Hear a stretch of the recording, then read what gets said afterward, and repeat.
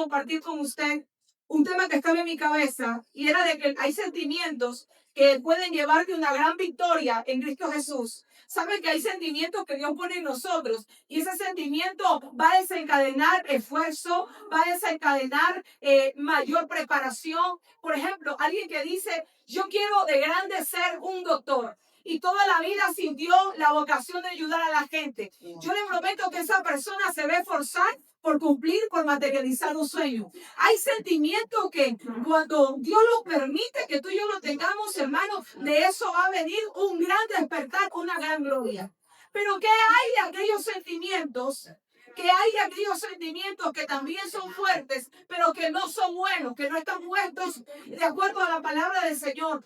Hay sentimientos que me pueden destruir a mí, pero que también pueden destruir todo lo que está a mi paso. Yo quisiera hablar en esta noche de sentimientos que llevan a la gente a fracasar. Porque a veces decimos, estoy en Cristo, conozco la palabra, pero yo no vivo en plenitud. Hoy cantábamos, si lo tengo a ti, te tengo todo, mi amado, mi tesoro, Cristo en Jesús eres mi plenitud. Y la verdad es esta, la iglesia de Cristo debería vivir en un estado de plenitud siempre. Pero a veces, hermanos, son más las derrotas, los fracasos y las tristezas que la plenitud. Hay gente que pasa más depresiva que en plenitud. Hay gente que pasa más endeudada que en plenitud. Hay gente que pasa más enferma que en plenitud. Yo quiero que veamos por la palabra que hay sentimientos que pueden llevarnos a fracasar. Y cuando nos hace fracasar algo a nosotros, también arrastra el fracaso a todos los que están a nuestro alrededor. Quiero empezar poniendo este versículo de una mujer que es conocida en la Biblia, una historia tan conocida por nosotros, pero quisiera que podamos hablar de ese sentimiento que llevó a un fracaso, a una relación de familia. Génesis capítulo 27, por favor, y leamos desde el versículo 6 hasta el versículo 17 de manera un poco saltada. Lo leo en el nombre del Padre, del Hijo y del Espíritu Santo. Quiero que lo lean con atención, por favor. Entonces Rebeca habló a Jacob su hijo diciendo, he aquí, escuche, yo he oído a tu padre que hablaba con Esaú tu hermano diciendo, tráeme casa y hazme un guisado para que coma y te bendiga en presencia de Jehová antes de que yo muera. Y la madre le dice al hijo, ahora pues, hijo mío, obedece a mi voz en lo que te mando. ¿Qué dice? En lo que te mando. Fíjese que no dice en lo que te aconsejo. Dice, escúchame en lo que te mando. Ve ahora al ganado y tráeme de allí los buenos cabritos de las cabras y haré de ellos vianda para tu padre, como a él le gusta. Y tú las llevarás a tu padre y comerá, para que él te bendiga antes de su muerte. Y Jacob dijo a Rebeca su madre, he aquí que mi hermano es hombre belloso y yo lampiño. Quizá me va a palpar mi padre y tendrá murmurador y traerá sobre mí maldición y no bendición. Quiero que sepa algo, había un hijo que estaba consciente de quién era su padre. El hijo está hablando con conciencia. Yo conozco a mi papá y ¿qué tal si mi papá me abraza? ¿Qué tal si tiene tacto conmigo? Pero la madre tenía respuesta. Ella respondió diciendo, hijo mío, sea sobre mí tu maldición. Solamente obedece a mi voz y tráemelos.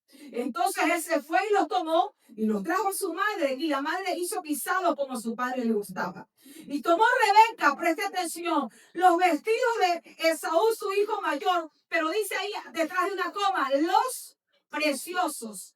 No era cualquier vestido. Ella fue a coger los preciosos que ella tenía en su casa. Y vistió a Jacob, su hijo menor, y cubrió sus manos y parte de su cuello donde no tenía vello.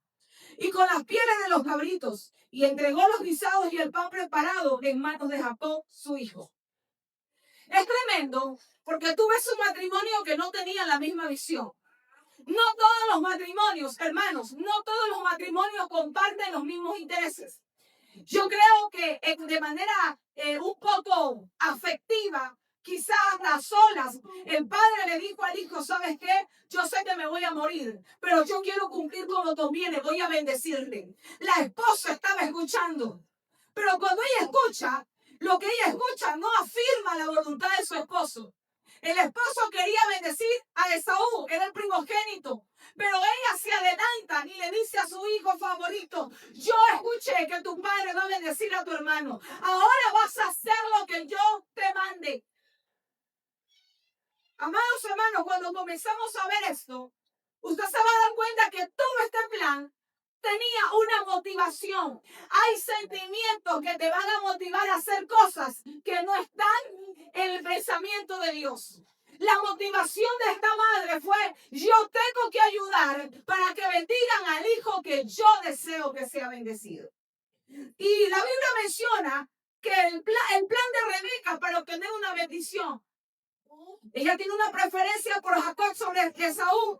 Y la Biblia, cuando usted lee la palabra, ella no quiere hacer la voluntad del esposo. ¿Cuál era esa voluntad?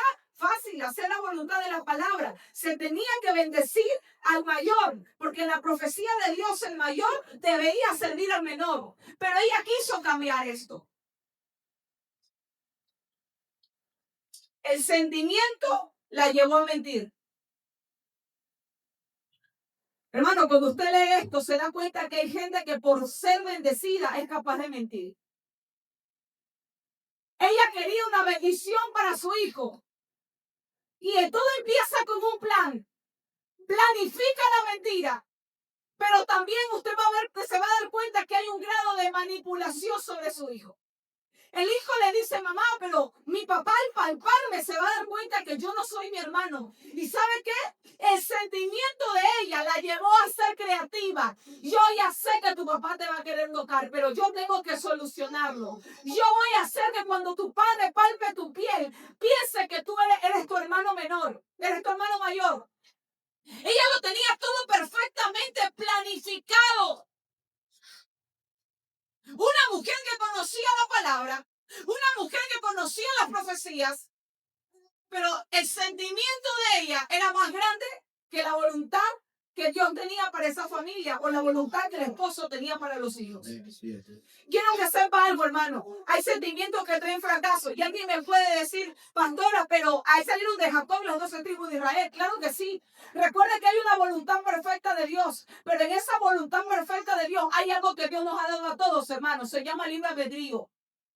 Hay un libre albedrío que Dios nos da. Y en ese libre albedrío Dios quiere que hagamos su voluntad. Claro, usted puede decir, pastora, pero de ahí salen las 12 tribus de Israel. Había un plan. Sí, había un plan. Pero, ¿por qué tenía que entrar una mentira? ¿Por qué había que haber un plan de engaño para poder llegar a la bendición? Hay gente que dice, todos los caminos llevan a Roma, y no es así.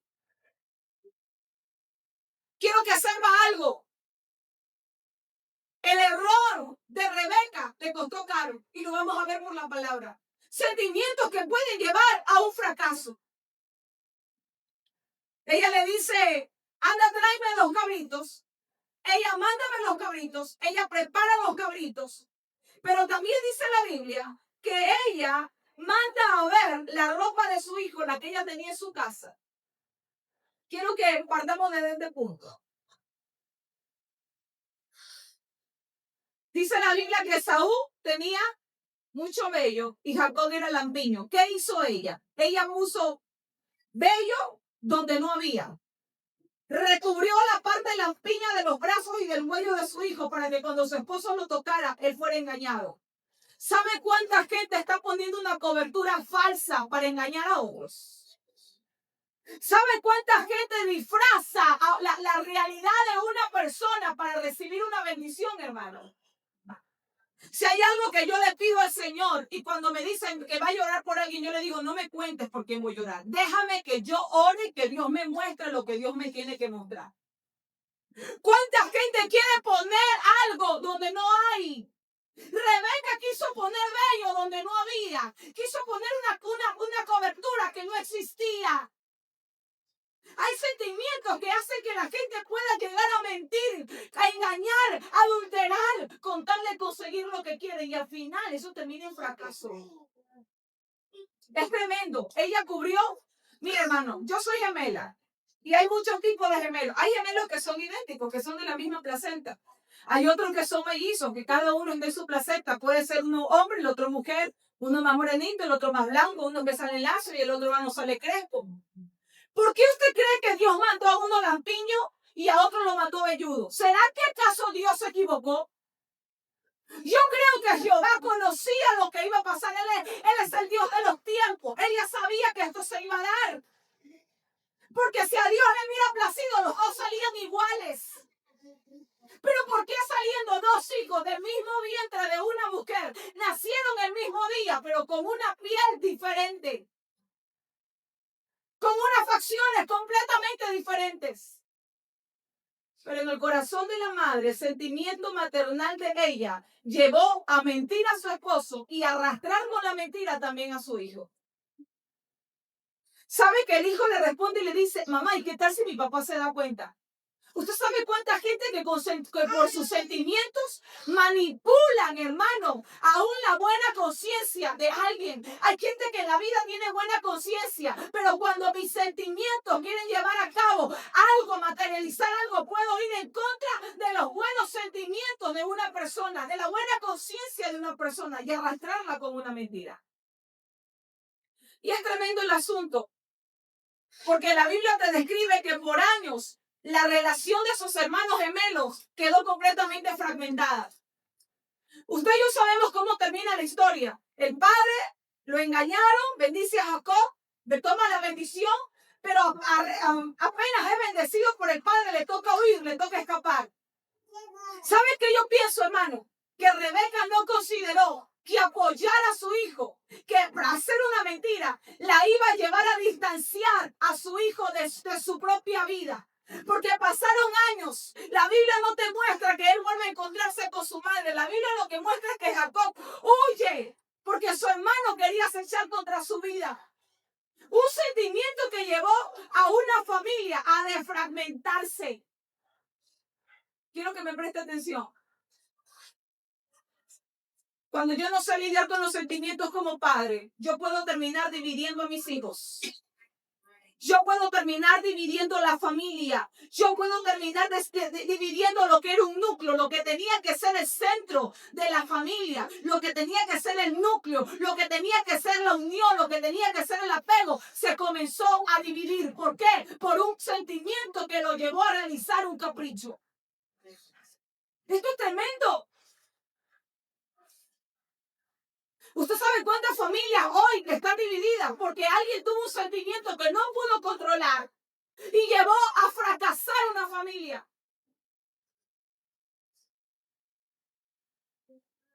Hoy yo venía conversando con alguien que me decía, tengo que ayudar a mis hijos, porque uno de ellos está pensando en divorcio, y el divorcio no es por tercera persona, es por deuda, por deuda, por deuda. Porque hay gente que dice que tengo cierta edad y cuando yo vaya viejo necesito tener casa, necesito tener propiedades. Y comienza a comprar, endeudarse. Y hermano, cuando la deuda entra por la puerta, dicen por ahí que el amor sale por la ventana y vienen los problemas. Y esta madre le dice al hijo, date cuenta que tus problemas conyugales no son por una tercera persona, es por dinero. El problema que tú tienes es por dinero, porque el sentimiento de querer tener no les llevó la conciencia de que cuando la deuda entra y cuando el matrimonio está bajo presión, puede terminar fragmentándose. Igual que a Rebeca, le queremos cubrir lo que no tenía cobertura. Yo sé que la cuenta del banco no me da, pero como la gente quiere vivir de apariencias, voy a poner donde yo sé que no hay. Hermano, la gente hoy está fracasando porque quiere vivir de apariencias.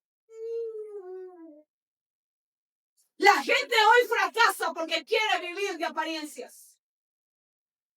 Esta familia fracasó porque la mamá quería que su hijo, su favorito, sea bendecido, pero no consideró que quizás iba a ser la última vez que ella iba a compartir con uno de sus hijos. ¿Sabe qué? Yo creo que Rebeca no pensó, y el día que mi esposo muera y el día que yo muera, ¿cómo será la amistad y la hermandad entre los gemelos? ¿Qué tan unidos? ¿Cómo quedará unida mi simiente cuando mi esposo y yo ya no estemos? Ella no lo consideró. Hermano, no permitas que un sentimiento y un capricho te lleve a fracasar. Cuando quieras tomar una decisión de algo, piénselo más de una vez y razónenlo con las rodillas dobladas, clamando al Señor, Señor, dame cordura, que esta decisión que voy a tomar hoy no afecte mañana a mi familia. familia, no afecte mañana a mis hijos, no afecte mañana, porque hermano, los hijos son herencia de Jehová. Pero las herencias, los hijos estaban peleados. Y a mí me llama la atención que eran gemelos.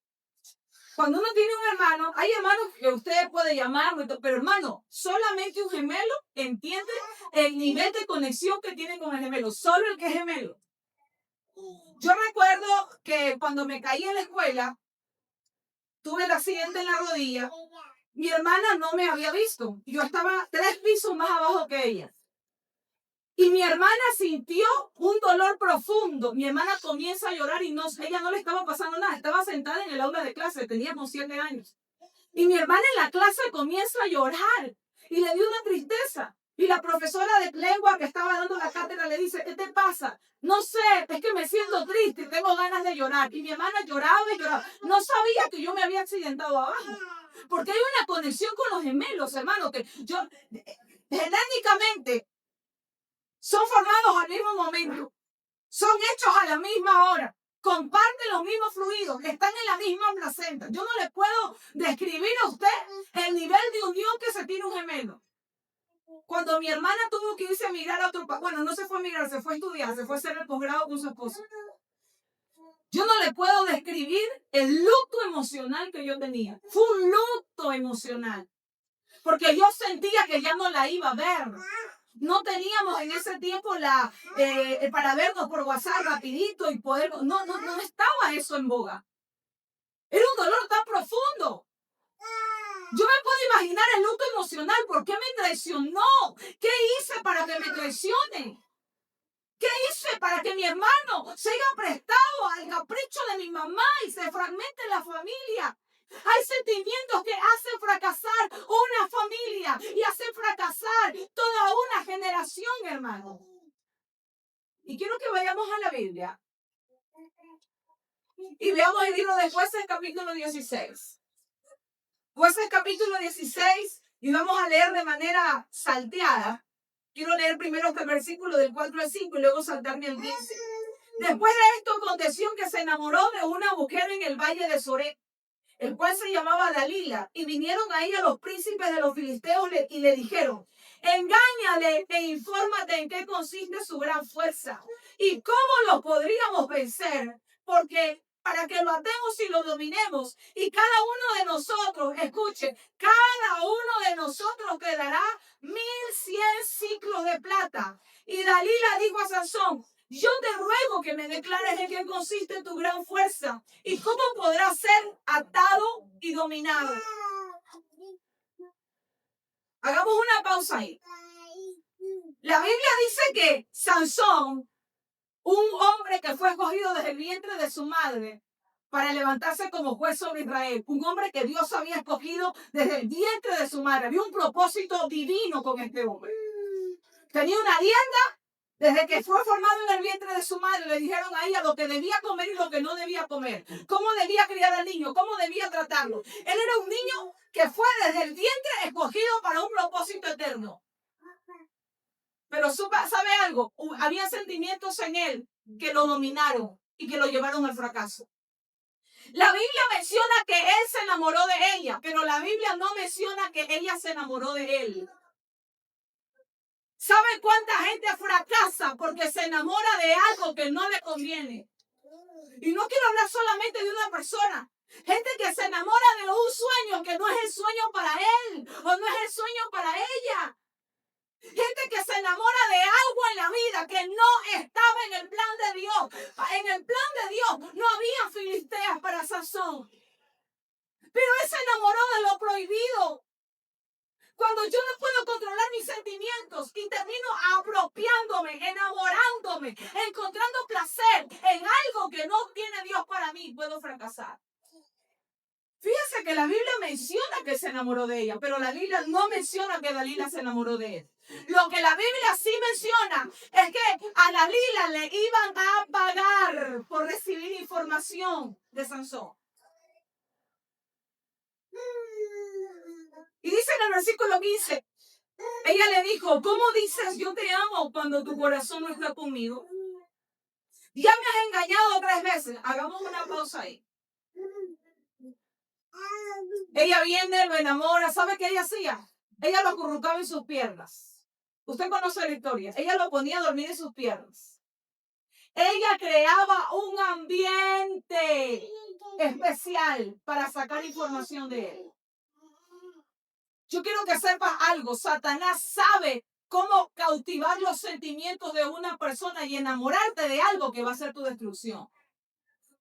¿Sabe cuánta gente, hermano? Y no solamente hablemos de personas. ¿Cuánta gente se ha enamorado de un sueño y ha terminado muerto?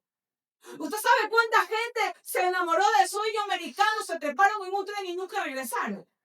¿Usted sabe cuánta gente dijo, mamá, me voy a estudiar afuera y se enamoraron de un sueño, venir a un país donde nadie va? Y yo te prometo que voy a sacar la carrera. Y yo te prometo, y nunca regresaron. Se enamoraron de un sueño, amaron un sueño, pero nunca le preguntaron a Dios si eso era para ellos. Sentimientos que los llevaron al fracaso. Hermano, no es que Dios no sea malo, es que la gente no sabe conocer sus sentimientos. Por eso es que la Biblia dice que el corazón del hombre es engañoso. ¿Quién lo conocerá? ¿Quién lo conocerá? ¿Quién sabe lo que hay en el corazón del hombre? Jehová.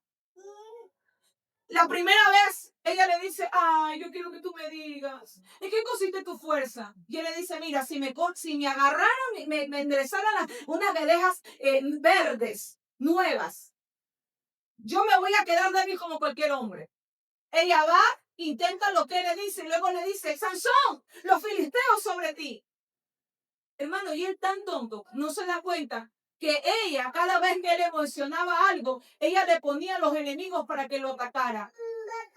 El sentimiento, no sé, hermano, el amor o el sentimiento que esta mujer había puesto sobre él, lo cegaba para que él no pueda ver la realidad. Yo quiero que se dé cuenta algo, hermano. El espíritu de Dalila no solo representa a una persona, sino que también representa un conjunto de actitudes, de estrategias y de motivaciones que pueden infiltrarse en la vida de cualquier persona. No solamente se refiere a una mujer, se refiere a actitudes, se refiere a estrategias, se refiere a motivaciones que se pueden infiltrar en una persona. ¿Para qué, hermano? Para poder dañar un planeta. Quiero que vayan conmigo a lo siguiente que tengo acá proyectado. Pásalo, por favor. El primer punto que quiero ver en esto, hermano, es que hay sentimientos que van a llevar a la gente a la manipulación y a la seducción. Usted ve esa imagen me gustó, porque es una mujer que tiene a un hombre como si fuera un títere, como que si fuera un muñeco. No sé cómo se llama ese tipo de muñeco. ¿Alguien sabe cómo se menciona? Marioneta.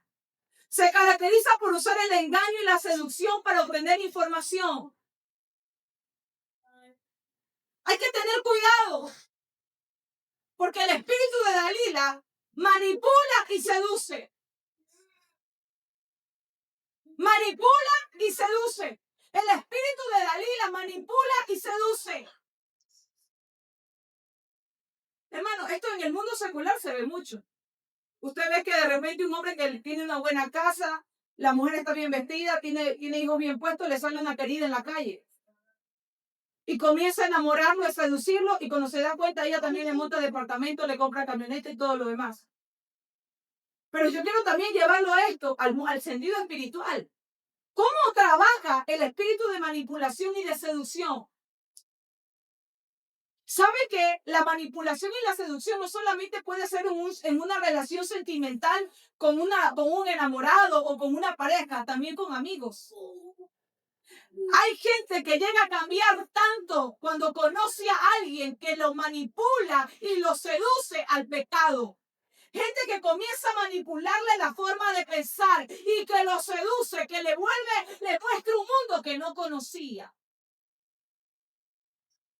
Yo escuchaba el testimonio de un hombre que decía que él creció en una pobreza muy grande. De hecho, su mamá se murió, se crió en las calles, y en las calles él conocía a alguien que siempre le daba comida, pero también andaba en la calle, pero siempre le daba comida. Y le dice, oye, ¿tú quieres tener el estómago lleno todos los días? Y le dice, sí, dime, ¿qué tengo que hacer? Fácil, dice. Yo te voy a enseñar un estilo de vida que tú no conoces. Ese estilo de vida te va a dar todo lo que tú quieras. El muchacho tenía 13 años y le dice, mira, lo único que yo quiero es comer todos los días. Yo lo único que quiero es comer. No, tú estás pidiendo poco. Lo que yo te voy a mostrar te va a dar comida, te va a dar vestido, te va a dar ropa y si tú quieres te puede dar posición. Un muchacho de 13 años se conoce como un muchacho de 17 años. Debajo de los puentes tenían una esquina donde ellos se reunían a levantar velas. Encendían velas y comenzaban a hacer una invocación a cierto demonio, a una potestad demoníaca.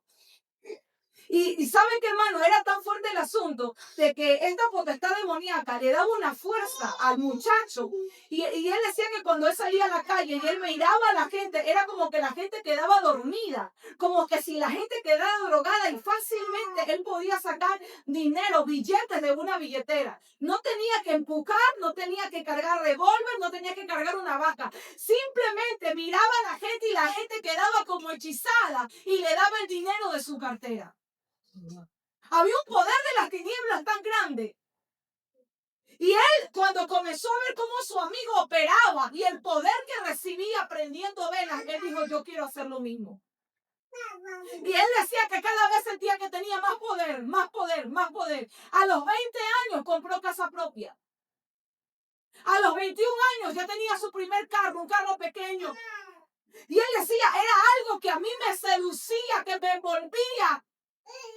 Hay un poder de seducción y de manipulación de parte de las tinieblas que la iglesia, hermano, por eso es que nuestra mente tiene que ser ordenada por la palabra todos los días. Gente que conoce a Dios y de repente llega un trabajo nuevo y te ponen una compañera de trabajo o alguien con el que frecuentas todos los días. Y caes como en una seducción, hermano, emocional. Seducen tanto la forma de pensar que cuando te das cuenta ya no hablas como cristiano, hablas como impío. Que cuando te das cuenta las malas palabras que nunca hablaste, ahora las terminas hablando. ¿Por qué? Porque hay una seducción y hay una manipulación. Y aquí dice, para obtener un engaño, para obtener una información. ¿Sabe qué hace el diablo? El diablo quiere arrancar la simiente de Dios en nosotros. Quiere arrancar la información, quiere arrancar los santos de nosotros. Por eso es que la iglesia, hermano, tiene que permanecer. Tiene que permanecer velando y clamando al Señor. Pero también había una motivación en Dalila. El espíritu de Dalila tenía una visión materialista. Hay que tener cuidado. Cuando hay sentimientos que sin darse cuenta están alimentando una ambición materialista. La motivación principal de Dalila fue el beneficio personal, el dinero, el éxito, sin importar el daño que cause a otros.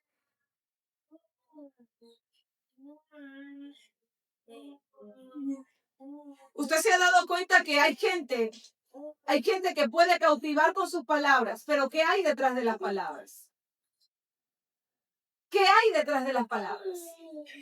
Hay una amistad que siempre puede estarte llamando, que siempre tú dices, es que estás pendiente de mí. Sí, pero cada cuánto te presta dinero. Sí, pero cada cuánto llora contigo y te dices que mira, tengo la refri pelada, no tengo nada, que ya, no te preocupes, que ahorita tengo una transferencia. Tienes que tener cuidado. Hay ambiciones materialistas. Hermano querido, la motivación es el beneficio personal. Dalila no se enamoró de Sansón. Ella tenía una motivación personal. Para los amigos, para la gente que te rodea, los que están en edad de enamorarse, tengo que darme cuenta que hay detrás de un sentimiento. Porque él sí se enamoró, pero ella no. Y esto es fuerte. El asunto es fuerte, hermano. Porque hay motivaciones personales que la gente la lleva a cautivar la mente de otra persona para que cometan errores. Yo quiero que vea otro punto de este espíritu que llamó mi atención. Y es la traición disfrazada de amor. La traición disfrazada de amor. Es el acto de traicionar la confianza de alguien para obtener una recompensa. Como Dalila que traicionó a Sansón para que los filisteos pudieran capturarlo. Dese cuenta de algo.